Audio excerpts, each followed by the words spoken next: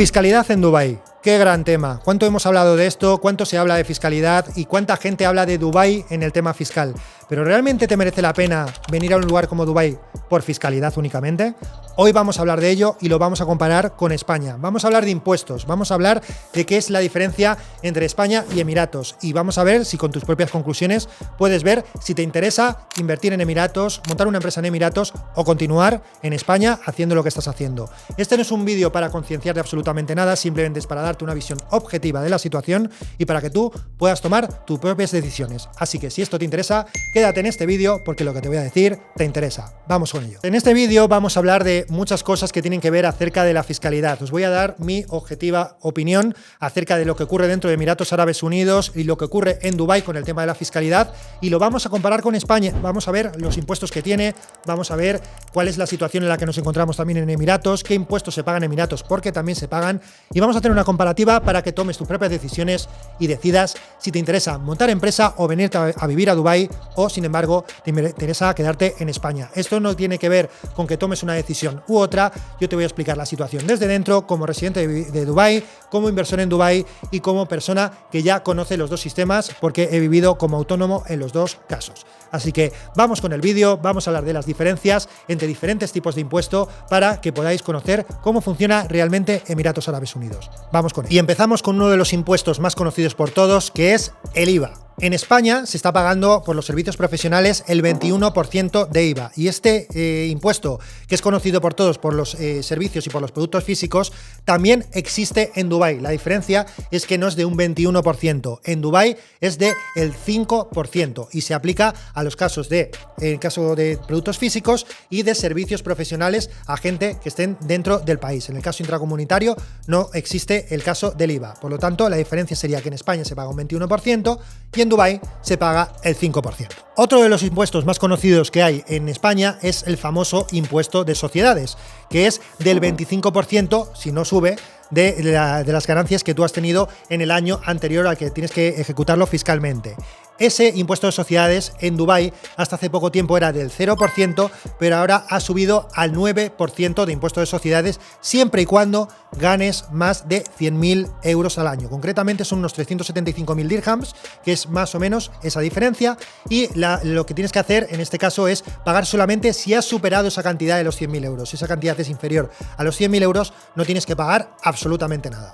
De hecho, hay otra razón también muy importante dentro del impuesto de sociedades en Dubái, y es que si has hecho una empresa de nueva creación, puedes acogerme al tipo del Small Business Relief, que significa que tú tienes una exención durante 2 años hasta los primeros 750.000 euros de beneficio anual. Así que los 2 primeros años, si quieres, tienes la forma de atribuirte o dividendos, o salarios, o gastos, para que de una manera o de otra no tengas que pagar impuestos hasta que metas la cabeza dentro de Dubái. Uno de los impuestos más llamativos en los que hay una diferencia colosal es en el IRPF. Todo el mundo sabemos que el IRPF, según lo que tú ganas en España, va a subir en cuestión de unas tablas que tienen unas gráficas y que te hacen pagar de menos a más en función a tu salario, pero eso en Dubái no existe. No existe el IRPF en Dubái. No tienes que pagar por los rendimientos al trabajo, nada, y menos como persona física. Eso quiere decir que si tú tienes un salario de 3.000 euros al mes o de 4.000 euros al mes, si tienes esa suerte, en Dubái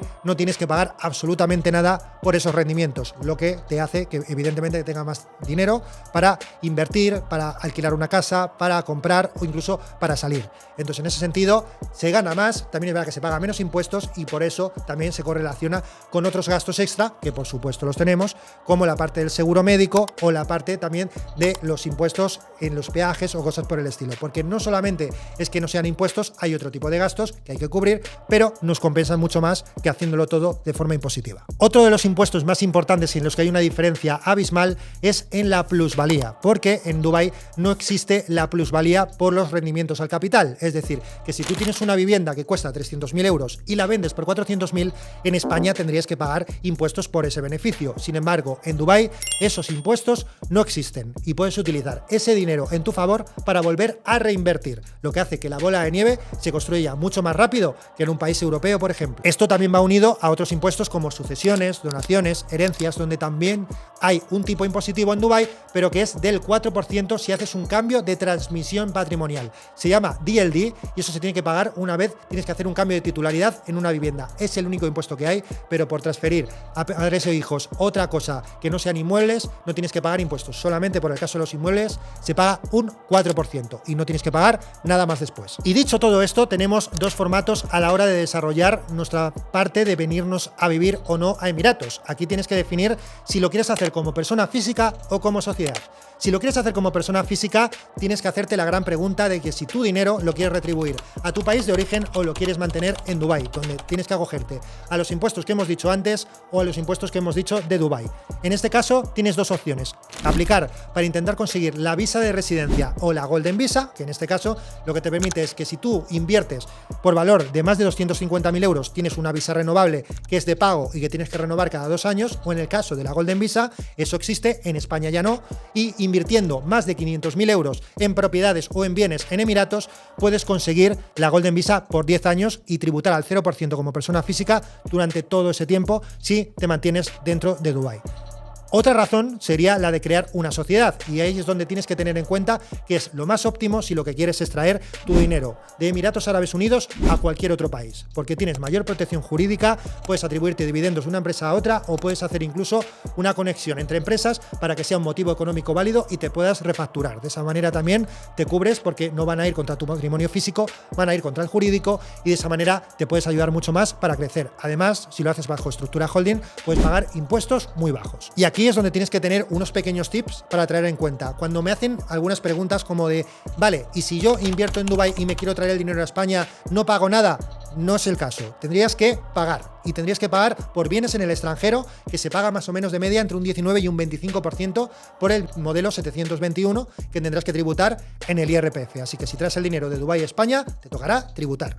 Si lo mantienes en Emiratos, puede que no lo hagas. Otra de las cosas importantes que tenéis que tener en cuenta acerca de Dubái es que está dentro del convenio de doble imposición. Por lo tanto, no hagáis locuras a la hora de mover el dinero de España a Dubái y de Dubái a España y hacer las cosas correctamente, aplicarlas y hacerlas a través de un gabinete fiscal que os ayude en este caso. No hagáis las cosas por vuestra cuenta porque muchos, incluso fiscalistas españoles, conocen las leyes de España, pero no conocen las leyes de Emiratos y la forma de funcionar es distinta. Así que nuestra recomendación es que siempre trabajéis con asesores que conozcan los dos casos, no solamente uno, porque luego vienen los problemas y en España, por ejemplo, un mal fiscalista no tiene responsabilidad civil ni penal de lo que pueda hacer mal con vosotros. Y otro punto muy importante que tenéis que tener en cuenta dentro de Dubái es las multas, y es que si no pagas puntualmente esos pocos impuestos que tienes que pagar, las multas pueden ser muy altas. Puedes pagar incluso un 200% o un 300% de lo que no hayas pagado durante mucho tiempo, o por cada vez que hagas algo recurrente que esté mal, también puedes tener un extra. Así que, igual que en España, hay que ser puntuales, hacer una buena contabilidad, hacer las cosas bien y con propiedad, porque sí,